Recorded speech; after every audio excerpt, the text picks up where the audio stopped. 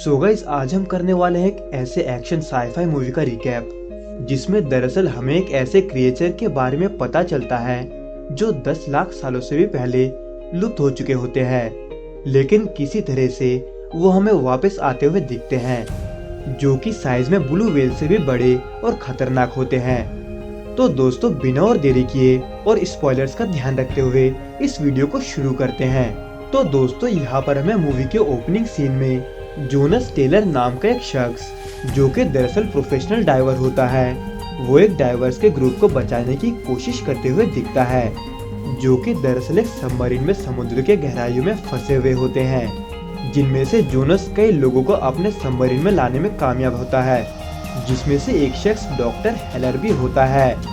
लेकिन तभी अचानक हमें कोई क्रिएचर सबमरीन पर बहुत ही बुरे तरीके से हमला करते हुए दिखता है, जिसके वजह से जोनस एक ऐसा फैसला लेने को मजबूर होता है जो कि डॉक्टर हेलर के फैसले के खिलाफ होता है,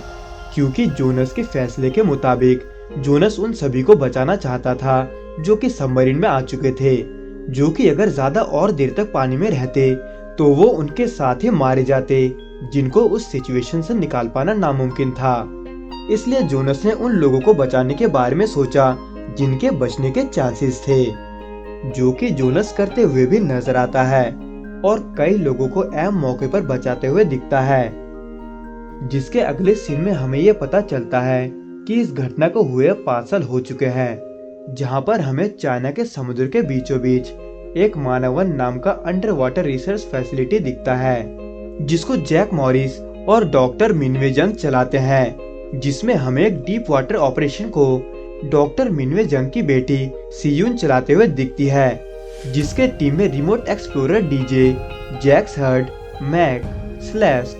टोशी, द वॉल और इस वीडियो में पहले दिखाए गए डॉक्टर हेलर भी होते हैं, जिनका मिशन समुद्र के गहराई में मौजूद एक मिस्टीरियस हाइड्रोजन के क्लाउड को पार करने का होता है और ये जानना होता है कि वो हाइड्रोजन क्लाउड वहाँ पर आया कैसे और उसके नीचे दरअसल और क्या क्या मौजूद है, जिसके वजह से हमें यहाँ पर एक छोटे से सबमरीन में स्लेस्ट, टोशी और द वॉल दिखते हैं, जिन्हें दरअसल अंडर वाटर जाने का मिशन मिलता है और बाकी के टीम को बिहाइंड द डेस्क काम मिलता है, जिनका काम दरअसल सभी चीजों को मॉनिटर करना होता है और उसके साथ साथ ये भी ध्यान रखना होता है कि सबमरीन में गए हुए टीम को कुछ ना हो, जिसमें पहले तो सभी चीजें सही तरीके से जाते हुए दिखता है, लेकिन तभी अचानक उस सबमरीन पे कोई चीज हमला कर देता है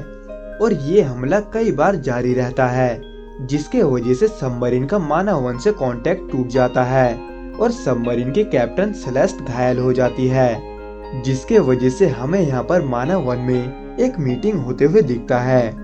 जिसमें दरअसल मैक जोनस को बुलाने का और जोनस की मदद लेने का सुझाव देता है, लेकिन डॉक्टर हेलर यहाँ पर मैक के एडवाइस के खिलाफ होते हैं, क्योंकि उनके मुताबिक जोनस 5 साल पहले हुए हादसे के वजह से दिमागी संतुलन खो चुका है। लेकिन यहाँ पर भी डॉक्टर हेलर का एडवाइस कोई नहीं लेता और सभी लोगों को मैक का प्लान सही लगता है, जिसके वजह से वो जोनस को मदद के लिए बुलाने जाते हैं,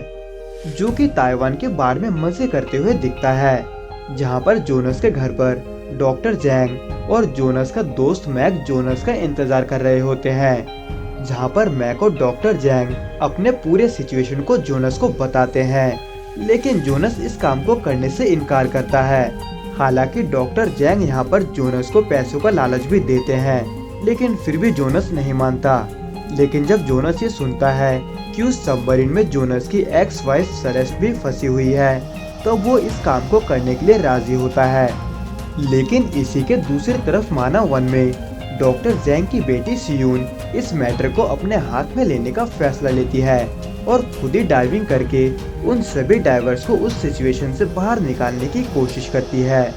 लेकिन तभी सियून के जाते ही जोनस भी वहां पहुंच जाता है और सियून का पीछा करने लगता है।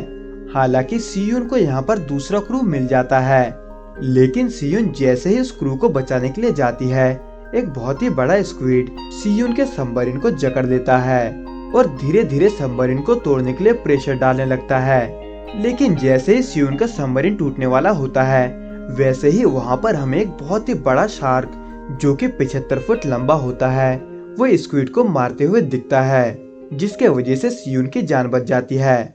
लेकिन वहीं पर दूसरी तरफ जोनस भी आता हुआ दिखता है, जो कि सियोन को फौरन मानव वन में जाने के लिए कहता है, जो कि सियोन को ना चाहते हुए भी मानना पड़ता है। जिसके बाद जोनस दूसरे क्रू को बचाने पर लग जाता है, जिसमें जोनस की एक्स वाइफ सेलेस्ट घायल पड़ी हुई होती है। जिसमें जैसे ही जोनस सेलेस्ट को टूटे हुए सबमरीन से अपने सबमरीन में लेकर आता है, तभी वो शार्क उन पर भी अटैक कर देता है, जिसके वजह से द वॉल दूसरे सबमरीन में जाने में कामयाब तो होता है, लेकिन टोशी उन सभी को बचाने के लिए खुद की कुर्बानी दे देता है, जिसके वजह से जोनस सेलेस्ट और द वॉल को बचा पाता है और वहां से मानव वन पर आ जाता है। जिसके बाद हमें यहाँ पर पूरी टीम सेलिब्रेशन करते हुए दिखती है, लेकिन ये सेलिब्रेशन ज्यादा देर तक नहीं टिकती,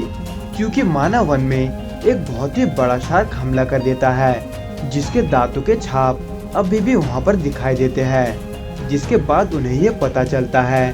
कि गहरे पानी में उस सबमरीन के फटने के वजह से उस हाइड्रोजन क्लाउड में एक छेद हो गया था, जिसके वजह से वहाँ से एक शार्क खुले समंदर में आने में कामयाब हो गया था। हालांकि वो हाइड्रोजन का क्लाउड अब भर चुका था, लेकिन फिर भी यहाँ पर यह टीम ये सोचकर परेशान हो रही थी कि वहाँ से जो शार्क निकला है वो दरअसल मेगलोडॉन है, जो कि दरअसल 10 लाख सालों से भी पहले लुप्त हो चुके होते हैं, जिनका साइज ब्लू व्हेल से भी ज्यादा होता है और इतना खतरनाक कि उनसे ज्यादा खतरनाक इतिहास में आज तक कोई भी क्रिएचर नहीं था, खास करके गहरे समंदर का। जिसके वजह से जोनस और बाकी के टीम यहाँ पर उस शार्क को ट्रैक करने और जहर देकर मारने का प्लान बनाते हैं। जिसमें पहले उस शार्क को ट्रैक करने के लिए जोनस को शार्क के फिन में एक ट्रैकर लगाने के लिए भेजा जाता है, जिसके लिए दरअसल जोनस को शार्क के बहुत ही करीब जाना होता है। हालांकि जोनस ट्रैकर लगाने में कामयाब तो होता है, लेकिन शार्क के मुंह में जाने से बाल बाल बचता है। जिसके बाद हमें यहाँ पर सियोन एक शार्क प्रोटेक्टिव केज के अंदर उस शार्क को मारने के लिए जहर ले जाते हुए दिखती है, जिसके आसपास द वॉल मछली का चारा फेंकते हुए दिखता है, ताकि वो शार्क अट्रैक्ट होकर वहाँ पर आए, जो कि होता भी है। लेकिन यहाँ पर वो शार्क सियोन को उस पूरे केज के समेत ही निगलने की कोशिश करता है, जिसके वजह से सियोन का ऑक्सीजन मास्क टूट जाता है। हालांकि उस सब के बावजूद भी सियोन उस शार्क को जहर देने में कामयाब हो जाती है, लेकिन उसके थोड़ी ही देर बाद सांस ना लेने के वजह से सियोन बेहोश हो जाती है और उस केज के साथ और भी गहरे पानी के अंदर डूबने लगती है। जिसको देखते हुए जोनस सियोन को बचाने के लिए पानी में कूद जाता है और सियोन को बड़ी ही मुश्किलों के बाद उस केज से निकालकर और शार्क के हमले से बचकर सियोन को उस बोट पर वापस ले जाता है, जहां पर डॉक्टर हेलर सियोन को बचाने में कामयाब हो जाते हैं। जिसके वजह से हमें यहाँ पर फिर से एक बार पूरी टीम उस शार्क के पकड़े जाने के खुशी में सेलिब्रेट करते हुए दिखती है, जहां पर द वॉल उस शार्क के साथ फोटो लेते हुए दिखता है। लेकिन डीजे के एक मजाक के वजह से द वॉल पानी में गिर जाता है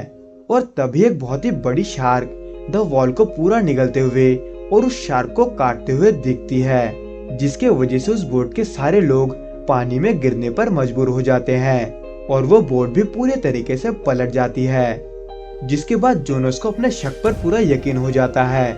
क्योंकि जोनस को उस मरे हुए शार्क के दांतों को देखकर ये पहले ही पता लग गया था कि ये वो शार्क नहीं है, क्योंकि पहले जिस शार्क ने हमला किया था उसके दांत इससे बहुत ही बड़े थे। मतलब कि इन्होंने जिस शार्क को मारा था वो दरअसल उससे छोटा और बहुत ही कम उम्र का था। लेकिन यहाँ पर दूसरी तरफ डॉक्टर जंग को स्मैक के हमले के वजह से बहुत ही ज्यादा चोट लग जाती है, जिसके वजह से डॉक्टर जंग बच नहीं पाते। जिसके कुछ देर बाद मॉरिस टीम को ये खबर देता है कि ये सिचुएशन अब उनके हैंडल करने लायक नहीं रहा, जिसके वजह से एशियन कंट्री के दूसरे अथॉरिटीज अब उस सिचुएशन को खुद संभालेगी। लेकिन असल में यहाँ पर ऐसा कुछ भी नहीं होता है, क्योंकि मॉरिस यहाँ पर टीम से झूठ बोलता है, जबकि मॉरिस यहाँ पर खुद ही उस शार्क को पकड़ने की कोशिश करता है, जिसके लिए वो एक मिलिट्री ग्रुप का सपोर्ट लेता है, जो कि मॉरिस के साथ रात में एक बोट पर उस शार्क को पकड़ने के लिए एक हेलीकॉप्टर और कई सारे एक्सप्लोजिव लेकर जाते हैं, जो कि मॉरिस की टीम यूज करते हुए भी दिखती है। लेकिन वो लोग उस शार्क को मारने के बजाय गलती से किसी व्हेल को मार देते हैं, जो कि मॉरिस को जैसे ही पता चलता है वो वहां से निकलने को कहता है। लेकिन तब बहुत ही देर हो चुकी होती है और मॉरिस जल्दबाजी में बोट से गिर जाता है और उस शार्क से बचने के लिए उस मरे हुए व्हेल के ऊपर चढ़ने की कोशिश करता है। लेकिन मॉरिस की ये कोशिशें कोई काम नहीं आती, क्योंकि वो शार्क एंड में मॉरिस को पूरा ही खा जाता है, जिसका खबर यहाँ पर जोनस के टीम को भी मिलता है कि मॉरिस अब मर चुका है। और उसके साथ साथ उन्हें ये भी पता चलता है कि मॉरिस ने उनसे झूठ बोला था, इसलिए अब ना चाहते हुए भी उस सिचुएशन को जैसे तैसे जोनस के टीम को ही संभालना था, जो कि दरअसल अब बहुत ही मुश्किल बन चुका था, क्योंकि वो शार्क अब चाइना के किसी बीच की तरफ जा चुका था, जहाँ पर एक बोट में शादी हो रही थी। तो कहीं पर बीच के किनारे कई लोग मजे कर रहे थे। इसलिए सियून ये प्लान बनाती है कि उस शार्क को व्हेल के आवाज के रिकॉर्डिंग्स की मदद से अपने तरफ उस शार्क को अट्रैक्ट करे, ताकि वो बीच के पब्लिक को बचा सके, जो कि दरअसल काम करते हुए भी दिखता है। जिसमें उनके प्लान के मुताबिक जोनस उस शार्क के सामने जाता है और उस शार्क से अपना पीछा करवाता है, ताकि वो शार्क को सियून के सबमरीन के सामने ला सके, जो कि उस शार्क को टॉर्पीडो से मारने के लिए तैयार होती है। लेकिन सियून के टॉर्पीडो से हमला करने के बावजूद भी उस शार्क को कुछ नहीं होता, जिसके वजह से वो शार्क अब भी जोनस का पीछा कर रही होती है। लेकिन सियून यहाँ पर जोनस की मदद नहीं कर पाती,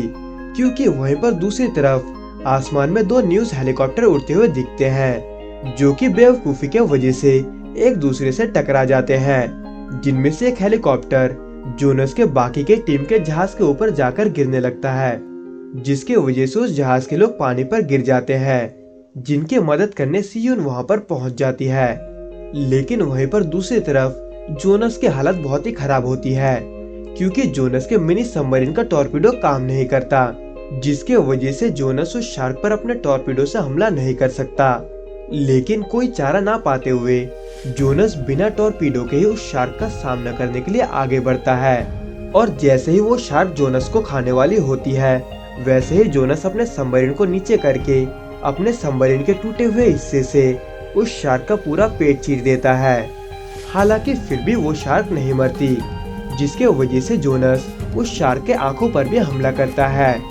लेकिन तभी जोनस के पीछे से बहुत सारे रेगुलर शार्क उस बड़े शार्क पर हमला कर देते हैं, जो कि दरअसल उन रेगुलर साइज शार्क के लिए भी खतरा थी। तो दोस्तों, इस वीडियो में बस इतना ही। उम्मीद करता हूँ कि आपको इस मूवी का रिकैप अच्छे से समझ में आया होगा, और अगर आया हो तो please like, share and subscribe करना ना भूले।